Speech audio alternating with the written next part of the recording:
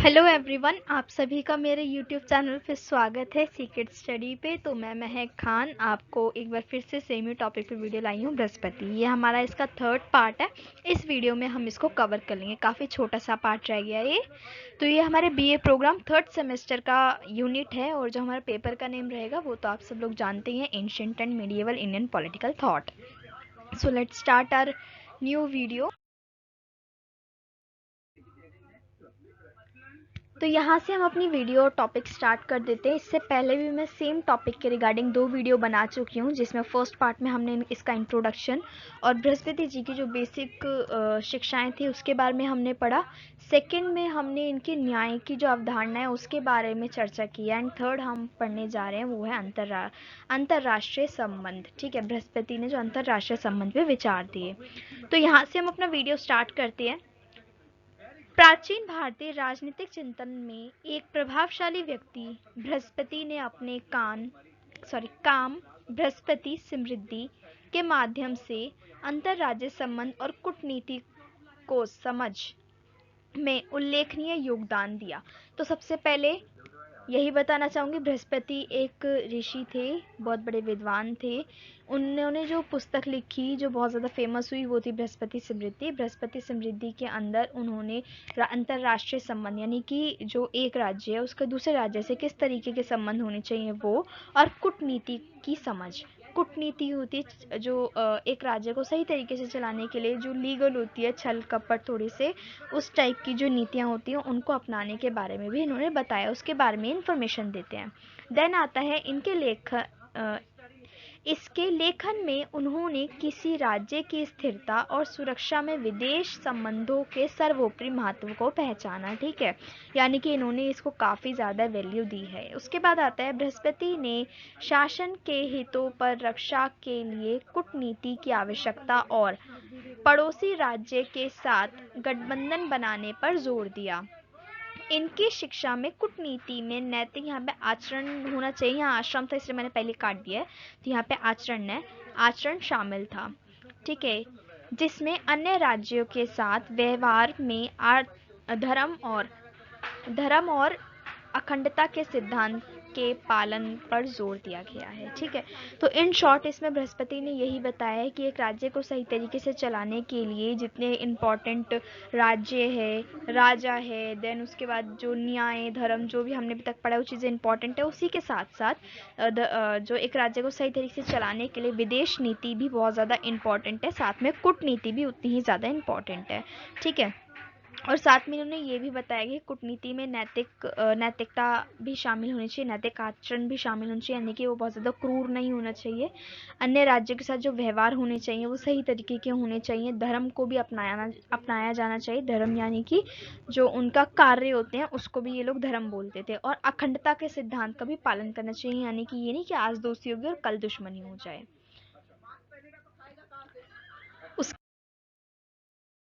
के बाद आ जाता है, इन्होंने संघर्षों की अनिवार्यता को भी स्वीकार किया। ठीक है, उन्होंने ये चीज़ बोला कि हाँ, संघर्ष होते ही होते हैं, और क्षेत्रीय स्थिरता को बनाए रखने के लिए शांतिपूर्ण संघर्ष समाधान पर भी मार्गदर्शन प्रदान किया। यानी कि इन्होंने ये तो स्वीकार किया कि संघर्ष होते हैं एक राज्य को सही तरीके से चलाने के लिए, बट इन्होंने ये भी बोला कि जितना जल्दी हो सके शांतिपूर्ण तरीके से उसका जो सोल्यूशन है वो भी निकाल लेना चाहिए। ठीक है, देन पॉइंट आता है, हालांकि इनके विचार प्राचीन भारत में निहित होगा, यहाँ पे निहित थे, फिर भी वह विद्वानों की रुचि बने हुए हैं। अंतर्राज्य संबंध के संदर्भ में विदेश नीति, कूटनीति और नैतिक आचरण से संबंध सिद्धांतों में ऐतिहासिक अंतर्दृष्टि प्रदान करते हैं। ठीक है, यानी कि इन्होंने इसमें यही बताया कि एक राज्य को सही तरीके से चलाने के लिए इन्होंने काफ़ी ज़्यादा विचार दिए, जो उस थोड़े से मतलब कुछ इसमें पॉइंट है जो नेगेटिव भी आते हैं, बट बाकी सारा इसमें बिल्कुल अच्छा सा लिखा हुआ है। ठीक है, तो उन्होंने ये भी बताया है कि एक राज्य को चलाने के लिए सही तरीके से जो राज्य से जो संबंध होते हैं उनको स्थापित करने के लिए विदेश नीति, कूटनीति, नैतिक आचरण सभी को अच्छे तरीके से होना चाहिए। और ये जो पुराना टाइम था, एंशिएंट टाइम था, तब से लेके आज तक हमें देखने को मिलता है। अगर हम प्रेजेंट टाइम पे भी बात करें तो जो हमारे प्रधानमंत्री हैं वो भी बाहर के जो विदेशी देश है उनके साथ काफ़ी अच्छे संबंध स्थापित कर रहे हैं, ठीक है। तो वही क्या हो गया, वही विदेश नीति हो गई। जो भी वहाँ पे संधियाँ वगैरह साइन करते हैं वो सब विदेश नीति के अंतर्गत आता है। उसके बाद आता है बृहस्पति का कार्य प्राचीन भारत में अंतर्राष्ट्रीय संबंधों की गतिशीलता पर एक मूल्यवान ऐतिहासिक परिप्रेक्ष्य के रूप में कार्य करता है। यानी कि ये बताता है कि उस टाइम का जो अंतर्राष्ट्रीय संबंध थे उस टाइम के, वो किस तरीके के थे, और उनकी जो मेंटालिटी वो बताती है कि उस टाइम पे किस चीज़ के बारे में क्या सोचा जाता था, ठीक है। अगर एक नॉर्मल सी बात है, अगर आप ही लोग हैं, आप एक किताब लिख रहे हैं, तो आप जो चीज़ें लिखेंगे उसमें कहीं ना कहीं जो अभी का टाइम है उसके बारे में भी आप लिखेंगे। तो अगर आने वाले फ्यूचर की जो जनरेशन है वो उस चीज़ को पढ़ेगी तो उसको पता चलेगा ना कि आज का जो टाइम है उस पर क्या चल रहा था। तो सेम चीज़ यहाँ पे भी आ जाती है। उसके बाद यहाँ पे आ जाते हैं अंतर्राष्ट्रीय संबंधों पे उनके विचार से संबंधित मुख्य बिंदु। यानी कि ये जो पॉइंट है अंतर्राष्ट्रीय संबंध, उस पर उन्होंने क्या क्या विचार दिए, उससे संबंधित कुछ इंपॉर्टेंट यहाँ पे पॉइंट दिए गए हैं। तो फर्स्ट पॉइंट आ जाते हैं यहाँ पे विदेशी संबंधों का महत्व। यानी कि इनकी नज़र में जो विदेशी संबंध हैं उस पर इनका क्या इम्पोर्टेंस दी गई थी, ठीक है। तो बृहस्पति ने राज्य के बीच राजनीय संबंधों के महत्व को पहचाना, ठीक है, कि एक राज्य के बीच में जो संबंध होने चाहिए दूसरे राज्य के साथ वो बहुत ज़्यादा महत्वपूर्ण है। वह समझाते थे कि किसी राज्य की स्थिरता और सुरक्षा के लिए पड़ोसी राज्य के साथ शांतिपूर्ण संबंध बनाए रखना आवश्यक है, ठीक है। वो यही बोलते थे कि अगर एक राज्य सुख चैन से अपनी ज़िंदगी को बिताना चाहता है तो ये बहुत ज़्यादा इंपॉर्टेंट कि उसके आसपास के जितने भी राज्य हैं, जितने पड़ोसी देश हैं, उनके साथ उसके संबंध अच्छे स्थापित हों, ठीक है। क्यों? क्योंकि जब अगर ठीक है, अगर अनफॉर्चुनेटली लड़ाई हो जाती है, ठीक है, किसी दूसरे देश के साथ, तो उसके जो पड़ोसी जो राज्य होंगे, जो उसके दोस्त होंगे, वो उसकी मदद करेंगे उस टाइम पे। और अगर जितने अपने अपने नॉर्मल लाइफ में भी एक चीज़ एनालाइज की होगी, अगर एक कोई बच्चा है, ठीक है, उसके बहुत सारे दोस्त हैं, तो वो डरा डरा फील नहीं करता, उसको लगता है मेरे दोस्त मेरे साथ है। और अगर वहीं एक बच्चा है जो अकेले रहता है, ठीक है, उसके दोस्त नहीं होंगे ज़्यादा, तो वो काफ़ी डरा हुआ भी फील करेगा और मतलब अकेला फील करेगा। तो उस चीज़ को आप समझ सकते हैं इससे रिलेट करके। देन आता है कूटनीति और संबंध। कूटनीति मैंने आपको बताया था, छल कपट वाली नीति होती है जो लीगल होती है युद्ध में, वो चीज़ें हैं इसमें। और गठबंधन यानी कि एक राज्य से दूसरे राज्य के जो संबंध स्थापित होते हैं वो, ठीक है। तो बृहस्पति समृद्धि, कूटनीति और पड़ोसी देश के साथ संबंध बनाने की रणनीतियों पर चर्चा करती है। यानी कि बृहस्पति जो समृद्धि है उसमें हमें इस बारे में जानकारी मिलती है। इसने राजा को अपने राज्य के हितों की सुरक्षा के लिए कूटनीतिक प्रयासों के संकलन होने की आवश्यकता पर जोर दिया। यानी कि इसमें बताया गया है कि एक राज्य अगर सुरक्षित रहना चाहता है, एक राजा अपने राज्य को सुरक्षित रखना चाहता है, तो उसको कूटनीतिक जो प्रयास है उसको करना पड़ेगा। क्या हो गया ये, ठीक है। तो उसके बाद देख लेते हैं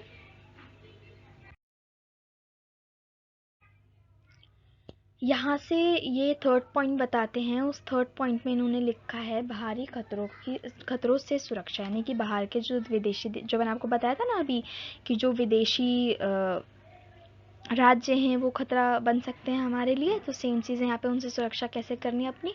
तो बृहस्पति के राजनीतिक विचार में राजा को बाहरी खतरे से बचने के लिए प्रावधान शामिल है। यानी कि इसमें ये भी बताया गया है कि अगर बाहरी खतरा हो जाता है तो किस तरीके से बचना चाहिए। उन्होंने संभावित हमलावरों को रोकने के लिए एक मजबूत सेना और राजकीय कोर बनाए रखने के महत्व पर जोर दिया। यानी कि इन्होंने बताया कि मतलब इतने अच्छे तरीके से हमें प्रिपेयर होकर रहना है, एक मजबूत सेना होनी चाहिए, एक अच्छा सा मतलब डायग्राम होना चाहिए जिससे हम उस चीज़ जो बाहरी आक्रमण है उससे बच सकें। देन आता है संधि होगा, यहाँ पे संध्या नहीं होगा, कुछ ज़्यादा ही मिस्टेक है इसमें। यहाँ पे संधि होगा, संधि और समझौते। तो पाठ अन्य राज्यों के साथ संधि और समझौते की बातचीत और रख रखाव को संबोधित करता है। यानी कि इसमें इस बारे में भी चर्चा की गई है। इसने प्रतिबद्धताओं का सम्मान करने और उन संघर्षों से बचने की आवश्यकता पर जोर दिया जो क्षेत्रीय स्थिरता को बाधित कर सकता है। यानी कि इसमें सिंपली ये कहा गया है कि अगर कोई ऐसा खतरा आपके आसपास मंडरा रहा है जो हमारी जो राज्य है उसकी शांति को खराब कर सकता है, तो उससे पहले बचने का कोशिश करें। अगर नहीं बचा जा रहा है तो उसको शांतिपूर्ण समझौता करके उसको रफा दफा करने की कोशिश करें, और नहीं हो रहा उसके बाद भी तो संघर्ष करें, बट उसमें भी कोशिश करें कि वो संघर्ष कम टाइम तक चले और ज़्यादा से ज़्यादा जल्दी उसका समाधान निकाला जा सके। उसके बाद आ जाता है संघर्ष समाधान। ठीक है, तो जबकि कूटनीति को प्रोत्साहित किया गया है, बृहस्पति स्मृति ने ये भी माना है कि संघर्ष उत्पन्न हो सकते हैं। ठीक है, यानी कि एक संघर्ष अगर चल रहा है उसमें हम ज़्यादा अपना मतलब एफर्ट गलत तरीके से लगाएंगे तो उससे और ज़्यादा संघर्ष उत्पन्न हो सकता है। जब भी संभव हो शांतिपूर्ण तरीके से संघर्ष समाधान और विवाद समाधान का मार्गदर्शन प्रदान करता है। यानी कि ये भी बोलता है कि जितनी जल्दी हो सके उतनी जल्दी शांतिपूर्ण समाधान कर लेना चाहिए। ठीक है, ताकि हमारे राज्य पे कोई खतरा ना हो। उसके बाद यहाँ पे पॉइंट आ जाता है एक और, कूटनीति में नैतिक आचरण। ठीक है, यानी कि अगर हम कोई छल कपट वाली नीति बना रहे हो उसमें भी नैतिक आचरण ज़रूर होना चाहिए, नहीं हमें दूसरों की परवाह उसमें भी करनी चाहिए। तो बृहस्पति की शिक्षाओं का विस्तार कूटनीति के नैतिक आचरण तक हुआ। इनका मानना था कि राजाओं और राजनयिकों को अन्य राज्यों के साथ बातचीत में धर्म और अखंडता के सिद्धांत का भी पालन करना चाहिए। ठीक है, उसके बाद आ जाता है अंत। यहाँ पे हम पढ़ लेते हैं इसका निष्कर्ष, यानी कि यहाँ पे हमने टॉपिक भी कवर कर लिया है, यहाँ पे एंड में आ गए हैं हम। तो यहाँ पे निष्कर्ष हम देख लेते हैं। अंतरराज्य संबंधों में बृहस्पति की अंतर्दृष्टि में पड़ोसी राज्यों से निपटने में कूटनीति, गठबंधन और नैतिक आचरण के महत्व पर जोर दिया गया है कि अगर हमें जो पड़ोसी राज्य हैं उनसे निपटना है, निपटना इन द सेंस कि अगर युद्ध है तो वो युद्ध से निपटना है या उससे दोस्ती करके उसको अपने करीब लाना है। ठीक है, तो उसमें कूटनीति, गठबंधन, नैतिक आचरण सभी का महत्व होता है।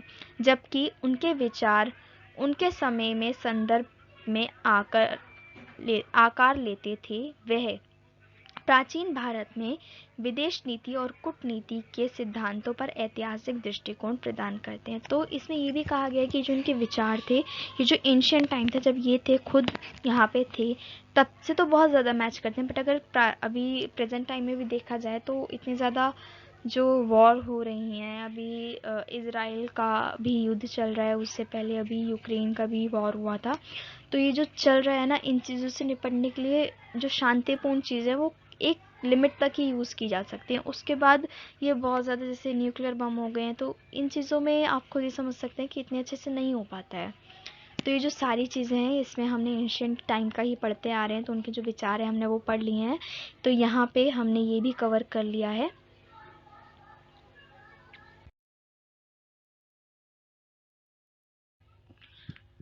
तो इसी के साथ हमारा ये जो वीडियो है ये भी ख़त्म हो जाता है, और जो हमारे टॉपिक है बृहस्पति, ये फाइनली यहाँ पे ख़त्म हो जाता है 3 पार्ट्स के बाद। काफ़ी छोटे पार्ट्स थे, मैं आपको यही रिकमेंड करूँगी कि सारे के सारे पार्ट्स देखिएगा। ज़्यादा से ज़्यादा 10 से 15 मिनट का वीडियो है एक।